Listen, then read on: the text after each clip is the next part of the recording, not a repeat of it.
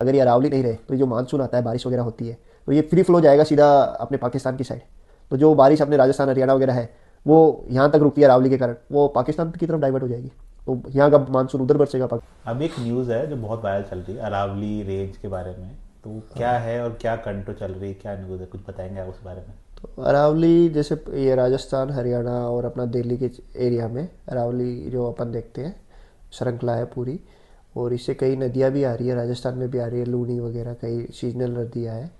और इससे क्या है, एक साइड तो पूरा डेजर्ट है जैसलमेर वाला एरिया, और दूसरी साइड में अपना ये जयपुर वगैरह हरियाणा वगैरह एरिया है जो ठीक ठाक हरा भरा भी है। कोटा है, राजस्थान का काफ़ी एरिया है, हरियाणा का है।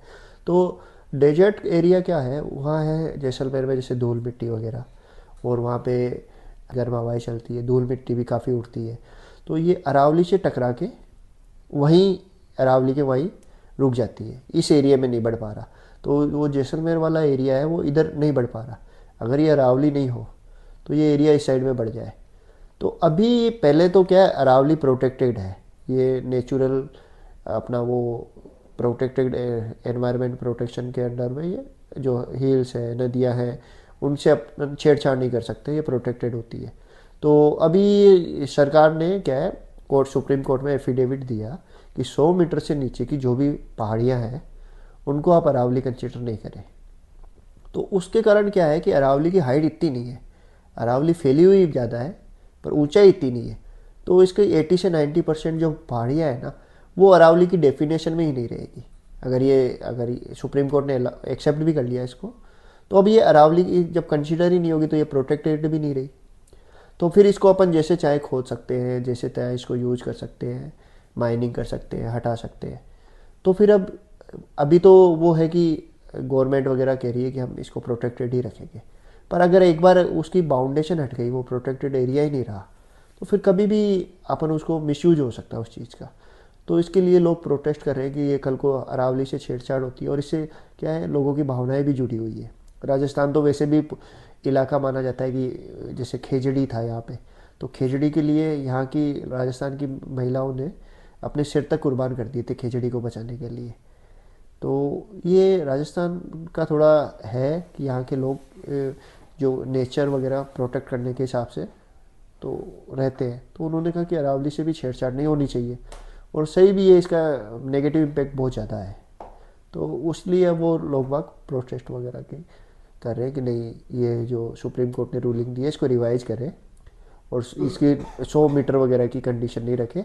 अरावली है जो उसको अरावली ही कंसिडर करें और उसको प्रोटेक्टेड रखें, उस पर माइनिंग वगैरह अलाउ नहीं करें। नहीं तो 100 मीटर नीचे की तरफ ना? हाँ, नीचे से 100 मीटर जैसे भी वो उनका वो स्केल रहता होगा वो हाइट नापने का। पर इसमें पढ़ना ही क्यों है हाइट वगैरह में? भाई 100 नहीं है, कोई 98 मीटर है तो क्या वो पहाड़ी नहीं है? हम्म। कोई 80 मीटर की है तो वो क्या पहाड़ी नहीं है? और 100 मीटर के ऊपर मान लो 101 है तो वो पहाड़ी हो गई? वैसा क्यों करना है? जब भाई ये है चीज़ पूरी रोक ही रही है तो उसको बेनिफिट होना चाहिए। और मैंने तो यहाँ तक भी सुना कि अगर ये अरावली नहीं रहे तो ये जो मानसून आता है, बारिश वगैरह होती है, तो ये फ्री फ्लो जाएगा सीधा अपने पाकिस्तान की साइड। तो जो बारिश अपने राजस्थान हरियाणा वगैरह है वो यहाँ तक रुकती है अरावली के कारण, वो पाकिस्तान की तरफ डाइवर्ट हो जाएगी। तो यहाँ का मानसून उधर बरसेगा पाकिस्तान में। तो ऐसा भी है, ऐसा सुनने में आता है कि ये जो डेजर्ट है ये भी धीरे धीरे फिर एक्सटेंड होगा। अरावली रोकने का नहीं रहेगा तो धीरे धीरे ये हरियाणा राजस्थान वगैरह में डेजर्ट वाला, तो अभी वैसे ही पॉल्यूशन से जूझ रहा है दिल्ली भी, थोड़ा बहुत अपन कह सकते हैं राजस्थान भी। तो ये अरावली नहीं रहेगी तो वो जो डेजर्ट एरिया की धूल मिट्टी है वो उड़ के इस एरिया में आएगी, तो पोल्यूशन और बढ़ेगा, धूल मिट्टी और आएगी हवा में। और गर्मी, जैसलमेर की गर्मी है उसको अरावली तो रोक पा रहा है। भाई गर्म हवाएं चलती है वो अरावली से टकरा के रुक जाती है, भाई इस एरिया में आना स्टार्ट हो गई वो दूसरी साइड, तो गर्मी भी बढ़ेगी इस एरिया की। गर्मी बढ़ेगी तो लोग एसी ज़्यादा यूज़ करेंगे तो पोल्यूशन और ज़्यादा बढ़ेगा। तो तो ये इस न्यूज़, ये जो सुप्रीम कोर्ट में एफिडेविट फाइल किया गया है, इससे कौन से लोग हैं जिनको फ़ायदा हो रहा है? मतलब कि क्यों क्यों एकदम से बात उठ के आई है कि भाई? अब इससे क्या है, जो माइनिंग वगैरह के लोग हैं मोस्टली उन्हीं को फ़ायदा होगा। किसी का नाम लेना तो ठीक नहीं है, पर जैसे माइनिंग से क्या ही नहीं होगा, माइनिंग से हो सकता है सीमेंट बनने के लिए नेचुरल जो रिसोर्सेज। नेचुरल रिसोर्सेज काम आए, या और माइनिंग कोयला वगैरह के लिए कुछ हो। अब वो उसका पर्पज अपन अभी डिफाइन नहीं कर सकते, पेड़ कटेंगे तो किसको फ़ायदा होगा। तो ये चीज़ें सबको अलग अलग फ़ायदा होगा, बहुत सारे बिजनेसेस को फ़ायदा होगा, जिसको फ़ायदा होगा वही चाहेगा कि मैं तो जितना जल्दी हो इसको काट पीट के फ़ायदा लूँ। अब वो सेंटिमेंट काम नहीं करेंगे ना। और अगर ये प्रोटेक्टेड नहीं रही अरावली, तो फिर लोगों के पास भी कोई राइट नहीं है रोकने का उनको। वो तो लीगली वैलिड अपना वो ला सकते हैं ना, माइनिंग का टेंडर वगैरह पास करवा के, भाई मेरे को अलाउड किया है गवर्नमेंट ने माइनिंग के लिए, तो पुलिस भी उनको प्रोटेक्ट ही करेगी।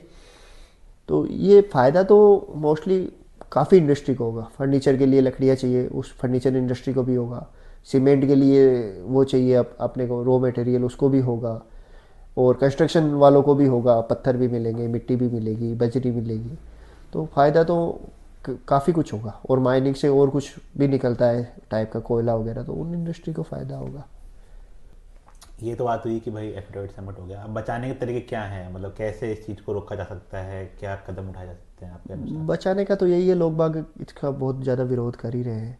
और वो सोशल मीडिया पे भी कर रहे हैं, और फिजिकली भी कर रहे हैं, कई जगह धरने टाइप का वो चिट्ठी ज्ञापन भी दे रहे हैं सरकार को।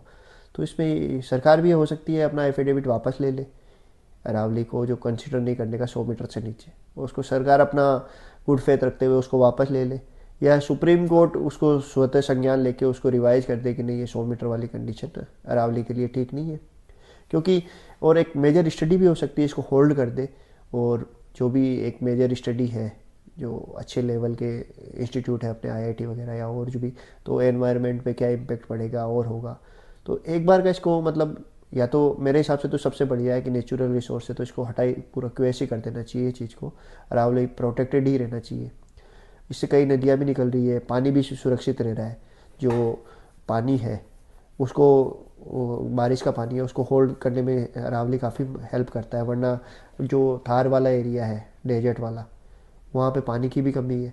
फिर ये एक सेम सा हो जाएगा, बारिश भी कम होगी, तो उसके कारण पानी की भी शॉर्टेज आ जाएगी। राजस्थान में वैसे ही पानी की समस्या से जूझ रहा है।